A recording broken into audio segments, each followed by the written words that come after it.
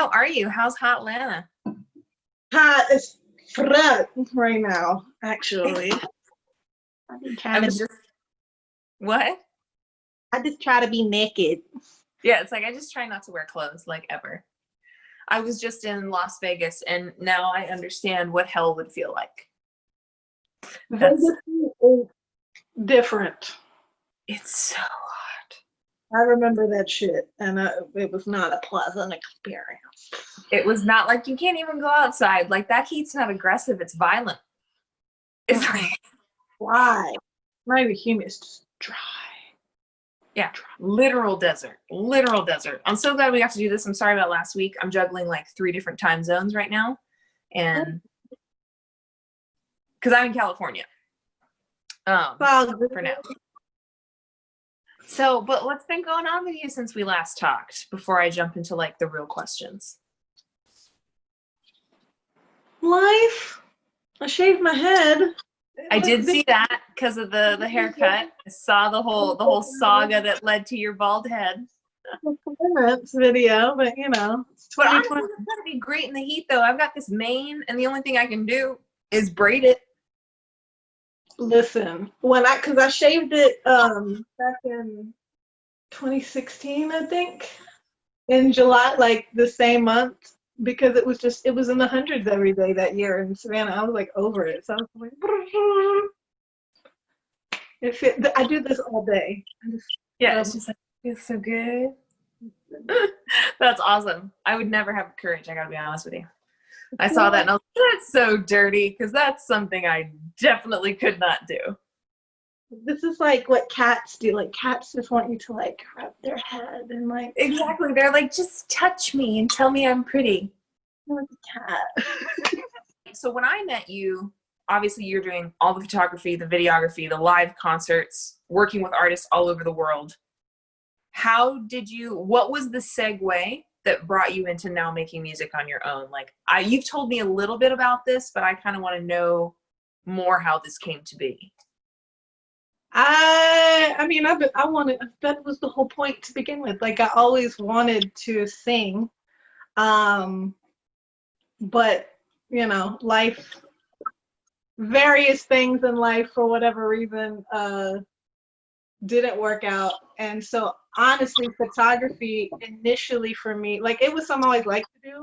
And because I was into boy bands, I bought my first 10x zoom camera when I was in like, I don't know, a sophomore in high school or something, because I wanted to I had shitty tickets to this NSYNC concert and I wanted to zoom as close as possible.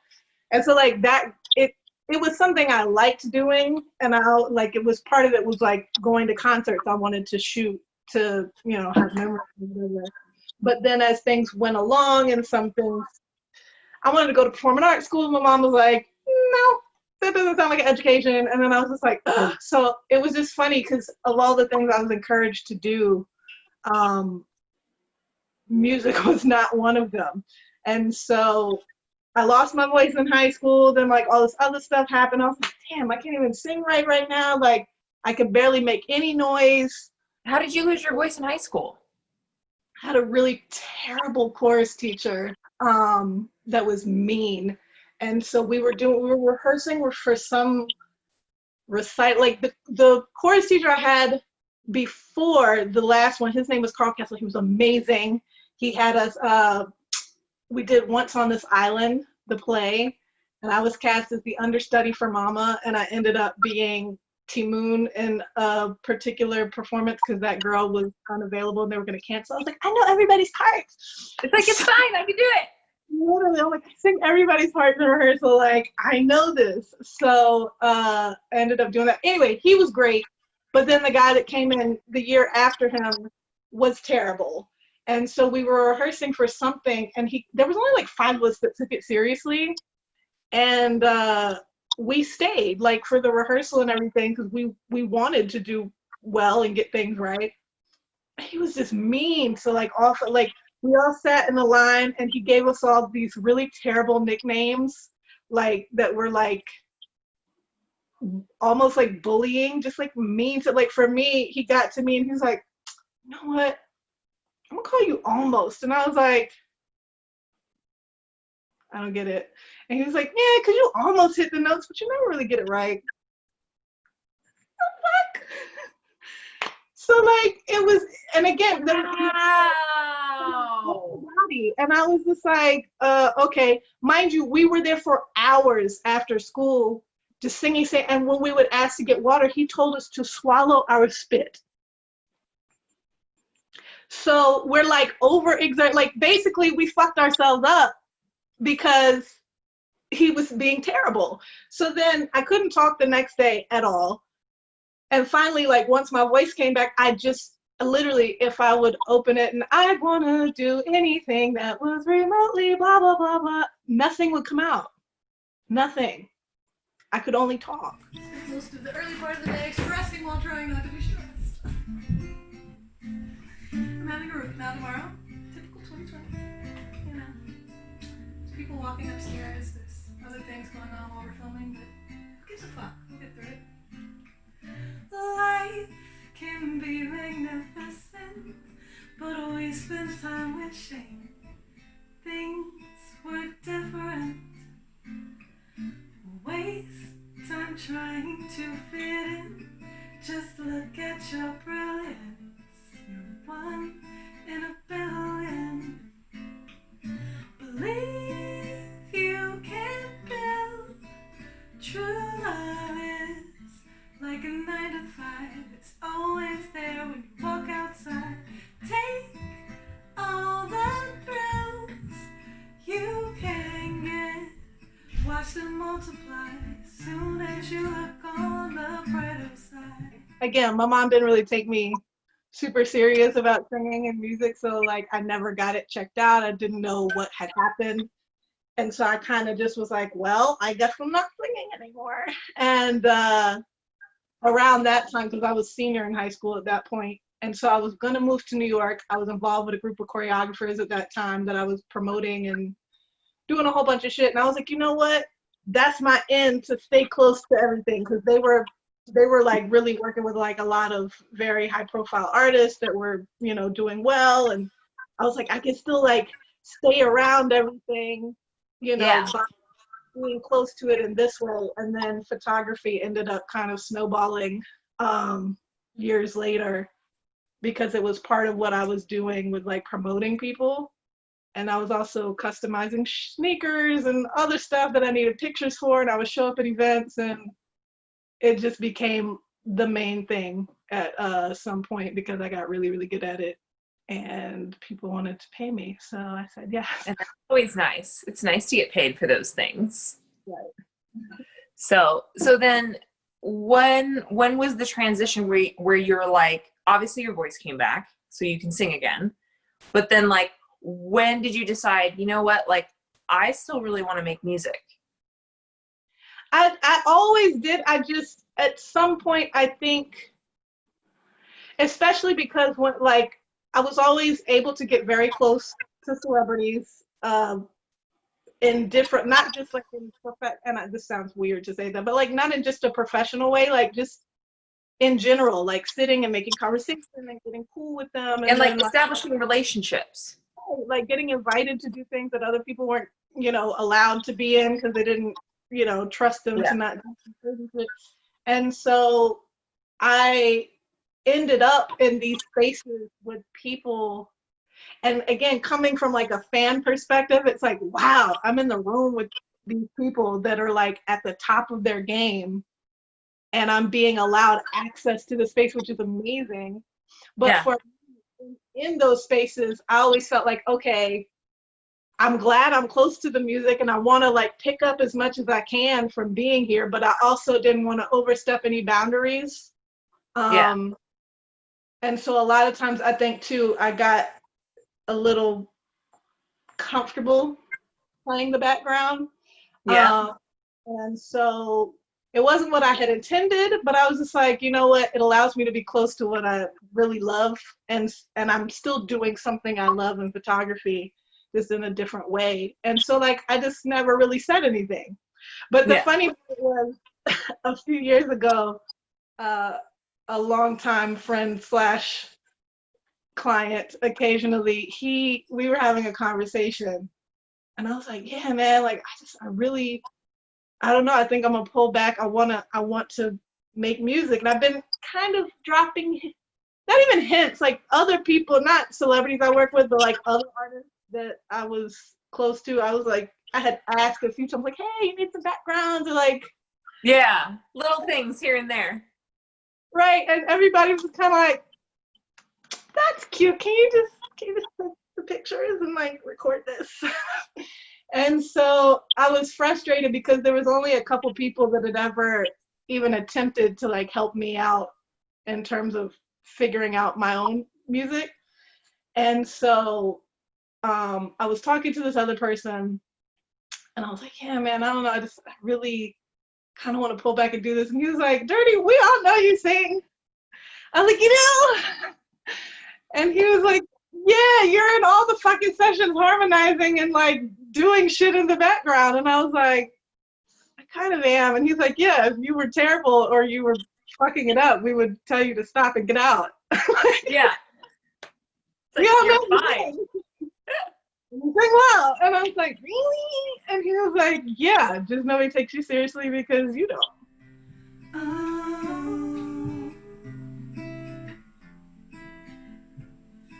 But you got to look on the brighter side.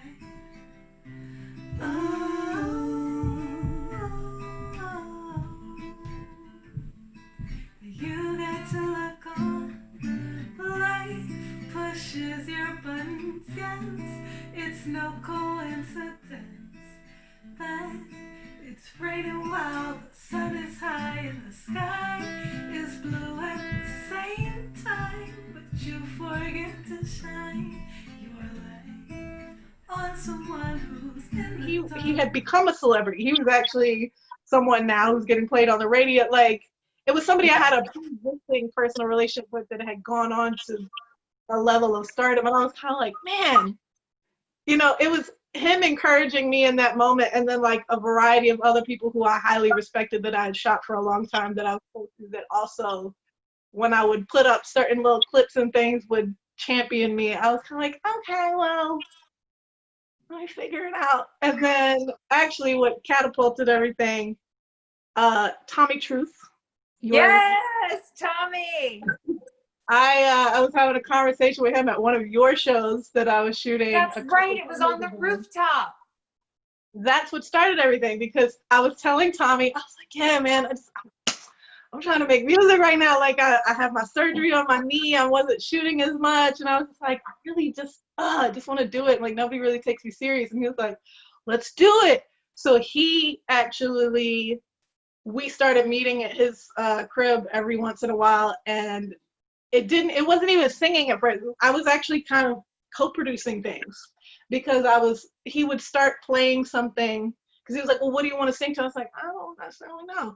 And so he would start playing, and what would happen was I would start like not even constantly, just like humming along to whatever was happening while he was doing it, while he figured it out. Yeah. And I started to realize that like 10 minutes later, some of what he was playing sounded like what I had been humming earlier. I was like, wait, it's not like me. And he was like, yeah. I put it in. And I was like, this is kind of cool. So this is great. What started happening was he would just kind of take what I was doing and incorporate it into whatever track he was building.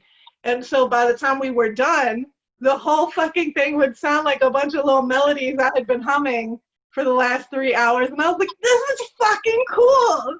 And so he was like, you know, you co-produced this. And I was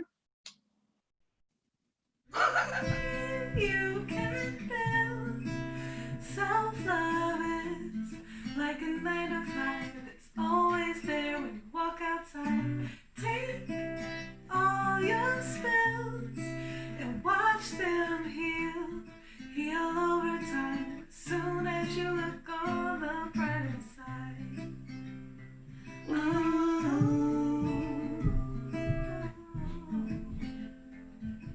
You got to look on the brighter side. that was the actual beginnings of everything. And then I had started working with another producer, and that didn't, it, everything just had like a different level to it. So like he had a different style. He made dope tracks, but they weren't exactly like, he would kind of go off in his own direction. He'd ask me what I liked, and then he'd kind of do his own thing. And they sounded great, but I was kind of like, I don't know if this is really for me. Like, they're dope. I like listening to them, but I don't know if I really want to do anything on them. And then another good friend of mine who's always championed me as well, we reconnected. He needed some assistance in like visual and branding department. And I was like, yo, I'm ready to make some fucking music. Like, can we work trade? Like, what sounds fair? And so ultimately what we had come up with was I would do a rebranding for him and do a bunch of content, and he would help me get 4 songs done. And that is the gentleman that you see playing guitar.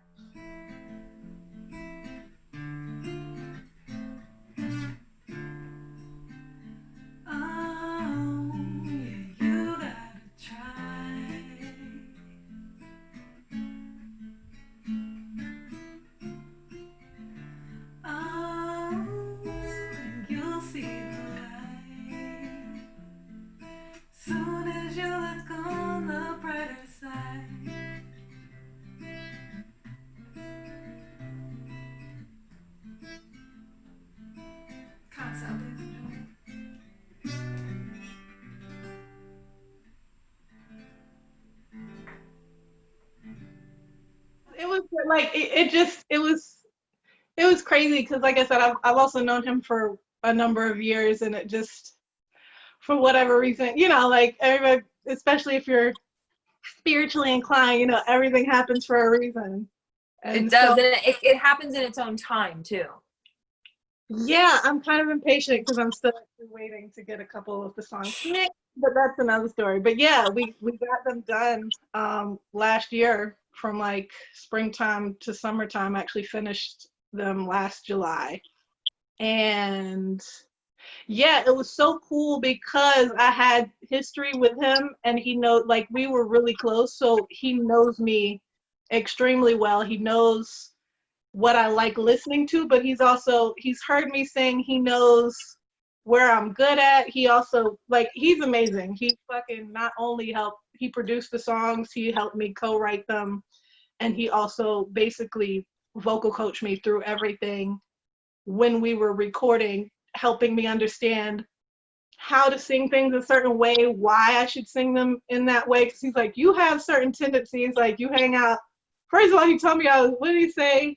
He's like, you're like R&B gospel leaning. And I was like, huh?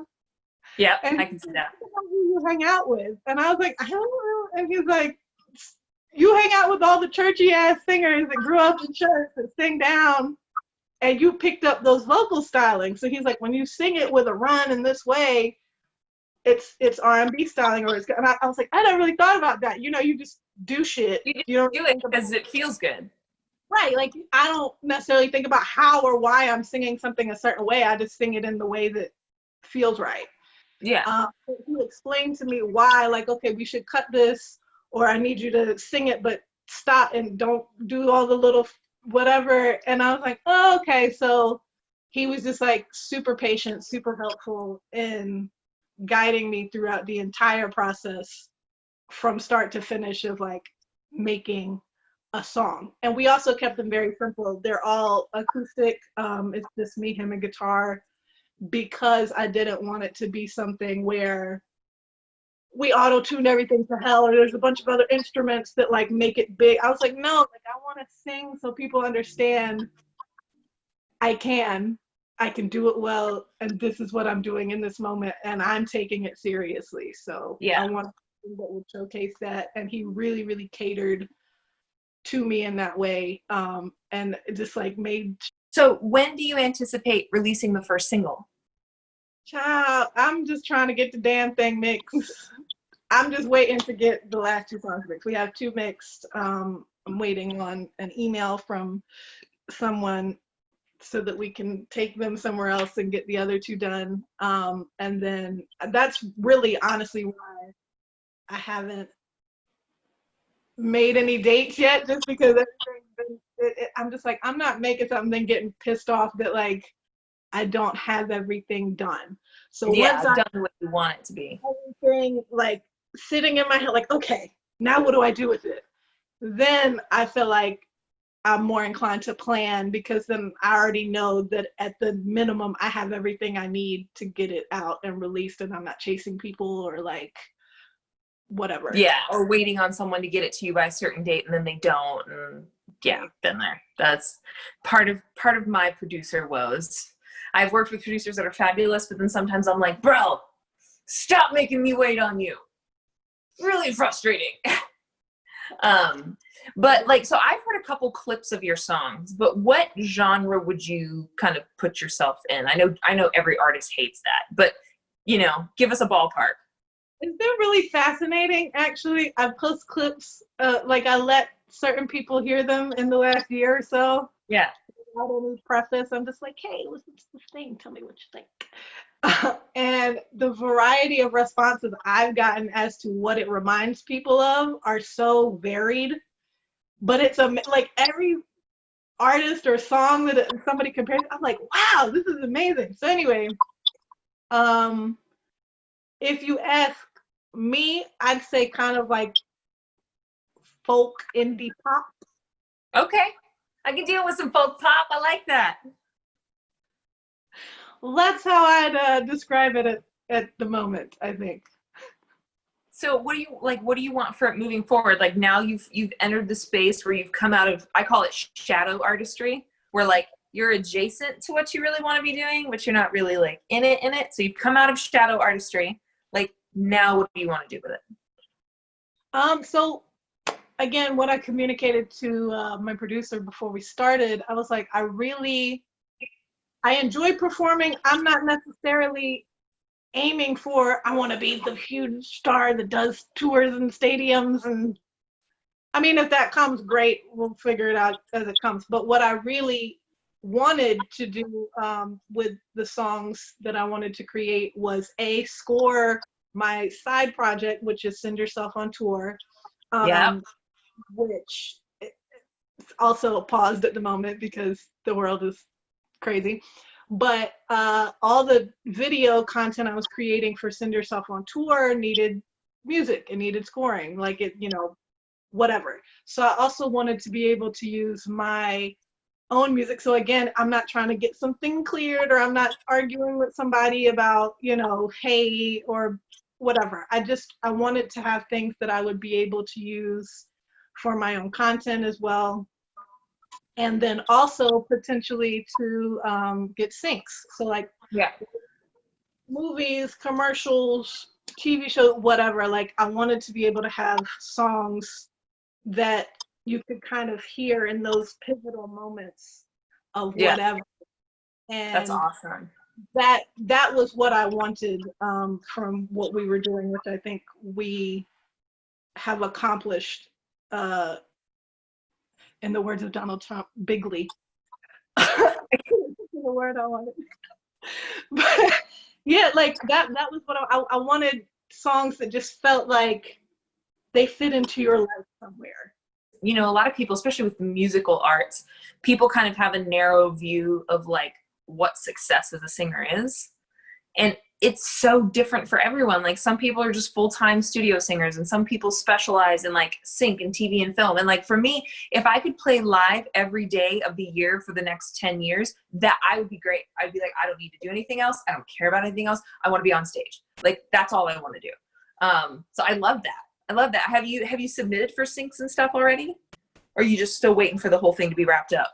I'm still learning, and yes, I'm very much, I just don't want to have something where an opportunity comes and then just kidding. Yeah. I just don't want to be to the point where I'm knocking on somebody's door like, yo, where's my files at? Like, and that's exactly what you would do. Wait, I'll keep learning whatever I can until I have everything in my hand. Then I can worry about like, all right, what am I doing from here? Because I already know I'm already on edge of my shit as it is. So I don't want to have something on my plate where I feel like someone else's actions or like tardiness is holding me hostage in some way. Yeah. So yeah. How has like with like just like the shutdowns and quarantines, how has that affected? Has it affected the musical project? You said it affected Send Yourself on Tour, obviously, because nobody's touring. But how has it affected you otherwise? I mean, again, in terms of just waiting on the person who was mixing them before, and then like quarantine came along, and I was like, all right, give me some leeway. It's been another 5 months now. It's like, Yeah. It's like, okay, time to go. So anyway, that's really the only thing, because I finished like the songs have been what they were since last July, essentially just needing to get mixed. Okay. So yeah, that's waiting on the mix. Waiting on the mix. What are you planning for this month? Like if we're still in like, I mean, Georgia's pretty open, right? Yeah, but I mean, yeah. Yeah. Ish. Kind of like everywhere else. So like, what are your plans for this month? Like, are you working on anything? You just hanging out? What's going on? To be honest with you, I picked up a side gig delivering groceries with a company called Shipped, which has been great. So and then you could pretty much work in any market. So it's actually really, really convenient for me to be up here in Atlanta. Like if other things pop up, I actually have a shoot tomorrow. And then when we had intended on doing this in person, I came up and I was like, oh, it's cool, because like I'll be able to take, a day off or whatever, a couple days, and rehearse and do the show and interview, and then still be able to work here and Yeah. come up from Savannah, because I was helping my mom out for a couple months. But like again, I work there, I could work here. If I needed to go somewhere else, I could work there too. So it's actually been really fucking fortunate and convenient, not only That's because awesome. I can pay my bills, but I can afford to pay my producer to come rehearse with me, or like, Exactly. Like, come on down, everybody. Right. So I'm just, yeah. And like right now you need something that's mobile, because like nobody knows what's going to happen in the next 3 months. It's just kind of like, oh, well, it's all up in the air. Yeah. Nobody knows what's going to happen at any time, which is why we didn't get to do this live, because I was roasting on the interstate in South Carolina behind a car accident. 2020 just keeps getting. It was so fitting for 2020. I was like, yeah, 4 hours on the concrete. That's cool. That's dope. Oh, man. So, but we got it done. It's going to be awesome. When you do know your release dates, when you get all that stuff done, let me know, and I will like send out a blast and kind of put it in with all this content that we're doing. I'm really excited.